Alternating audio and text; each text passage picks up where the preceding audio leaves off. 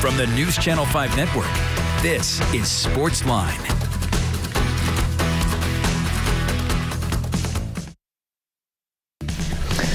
Hey there, SportsLine on TV. Steve Layman here with you. Glad you are here with us on News Channel 5. Plus, as always, phone lines open for SportsLine, 737-7767, and we want to hear from you tonight. Lots going on.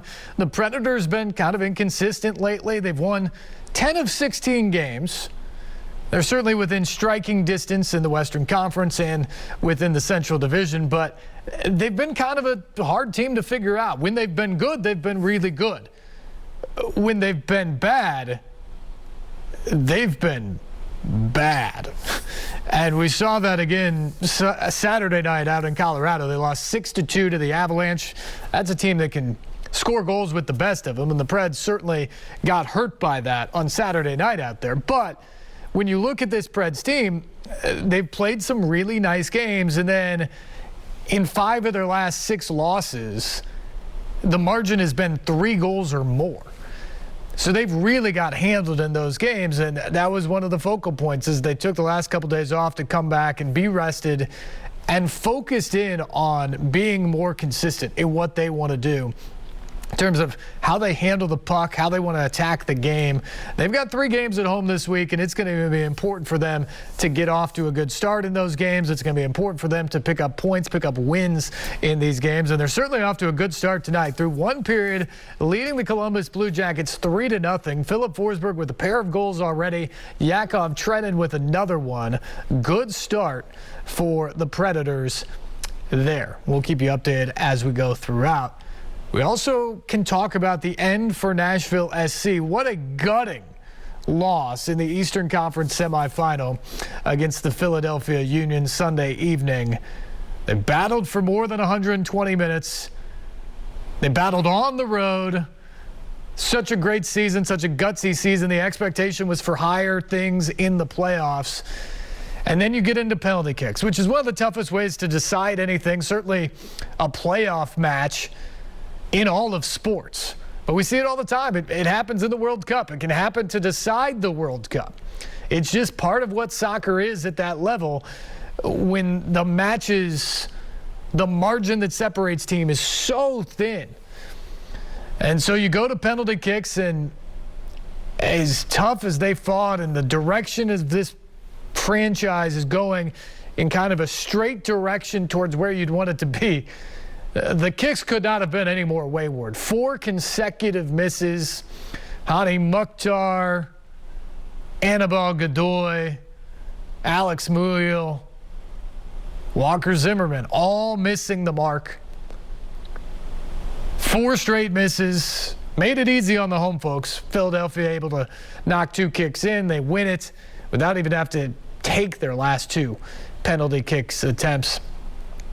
And it's over. Just like that, a very disappointing end for a team that thought it had a real shot to go win the whole thing. And I thought they had a good matchup on their hands if they were going to get New England, which won the Supporters' Shield during the regular season. But it was not to be. A difficult loss and a frustrating end to a season in which Nashville never lost at home. One of the few teams in the history of the league to do that. Finished essentially tied for second in the Eastern Conference. Hani Mukhtar, for my money, should be the MVP of the league this year. So there's a lot to be excited about there, but yet a very, very disappointing finish for the boys in gold. We can talk about that here on the program tonight, 737-7767, the number. We can certainly talk about the Titans, pick up from our conversation last night on Titans Talk, a disappointing loss in New England because of all the mistakes. Special teams mistakes, penalties, missed field goals, defense missing tackles down the stretch, not getting off the field in the second half of that game, and mostly offensively. You're already limited because of the injuries, but then you turn the ball over 4 times, including 3 fumbles, on a day when you otherwise ran for 270 yards. Disappointment for sure, but now you go into the bye week.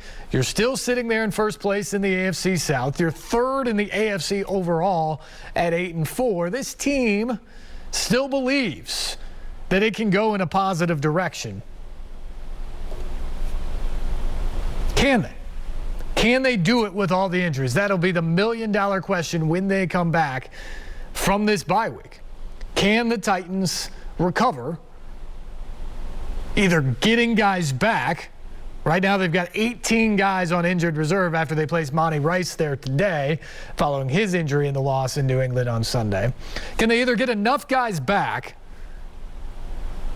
or can they continue to find a way?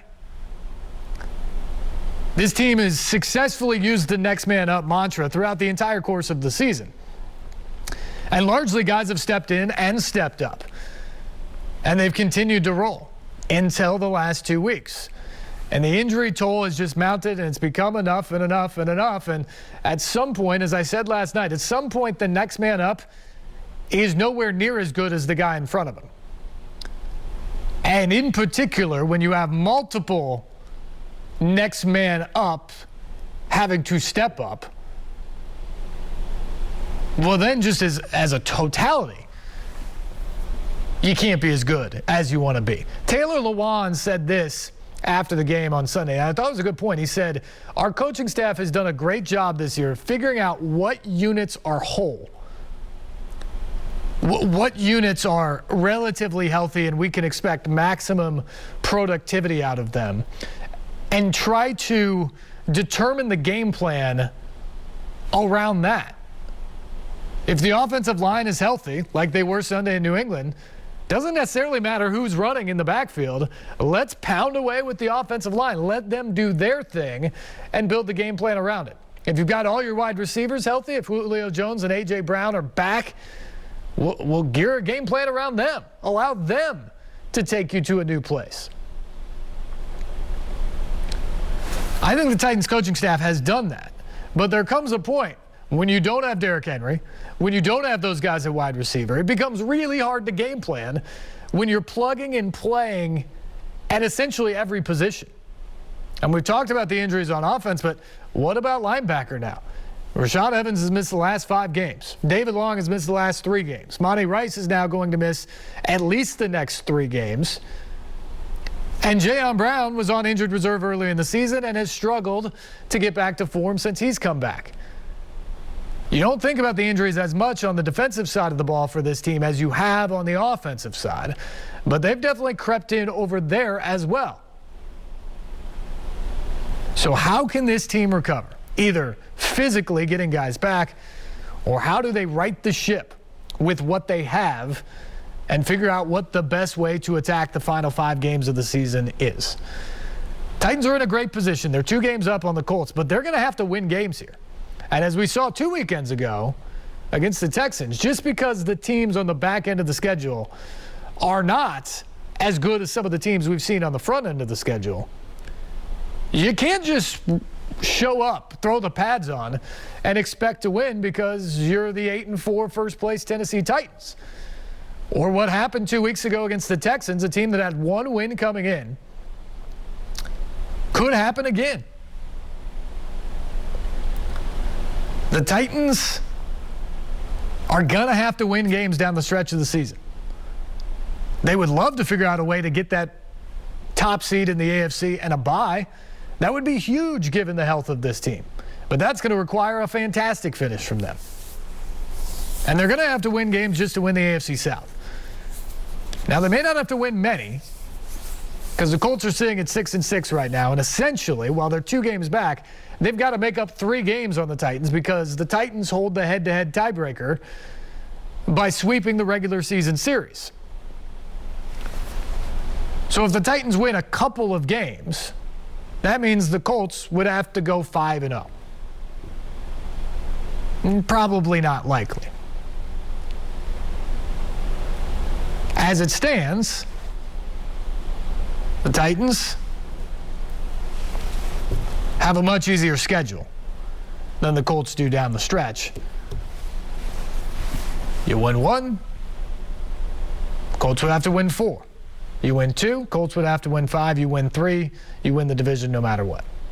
And the Titans need to be thinking about that, not just because of the Colts, but they want the best possible seed. Because this team, maybe more than any other in the NFL right now, needs an easier path in the playoffs because of the attrition that they've had to deal with. We'll document this on the news tonight at 10 o'clock on News Channel 5. But when you now look at the Titans, we said Monty Rice going to injured reserve. He's the 18th Titan to go to injured reserve right now. He's one of 18 currently on injured reserve. Other guys have been there, like we mentioned, Jayon Brown. But now, here are the two stats that really tell you what the Titans have had to deal with this year. On Sunday, they started 3 new guys. That means the Titans have now started 50 different players through the first 12 games of this season. That is a new franchise record. And there's still 5 games left in the season. Even more daunting is the fact that the Titans played 3 new players on Sunday, meaning they've played 85 different players through 12 games this year. That is the most by any team in the history of the NFL in a single season to play 85 players. And the Titans did it in the first 12 weeks of the year. Now, the season's longer this year. They're going to 17 games. But that's still done in 4 fewer games than anybody else has ever played. And they've got 5 games to build on it. The incredible thing is the fact that all the other teams, there'd only been 5 previous teams to play more than 80 guys, between 80 and 84. 84 was the previous record. Those 5 previous teams, not one finished better than 6-10. All of them had their seasons derailed by those injuries. The Titans already have 8 wins. They're 4 games above 500, even after losing the last 2 games and sitting in first place, which tells you how remarkable what they've been able to do is. But again, we ask the question to you with our phone lines open at 737-7767. Can they sustain it? When you have all of these injuries, when you're playing all of those players, when your stars like Derrick Henry and Julio Jones and A.J. Brown are out, can you continue to win? Can this team get to double-digit victories if they have 18 guys on injured reserve? Can they win the AFC South? Can they make a run in the playoffs? I think these last 2 weeks were very instructive about how critical health is in the NFL. And the Titans may be able to get more healthy. I expect Julio Jones to play when they come back from the bye. I think we'll see A.J. Brown again sometime mid to late December. You hope Derrick Henry might be able to work his way back by the end of the regular season, or at least for the start of the playoffs. That obviously helps. But the Titans are going to have to continue to figure things out. They're going to have to figure things out in a hurry, for sure. Our phone lines are open tonight, 737-7767, the number. We love to talk to you. Take your calls. Also talk a little bit about the college football coaching carousel when we come back. This is SportsLine on News Channel 5+.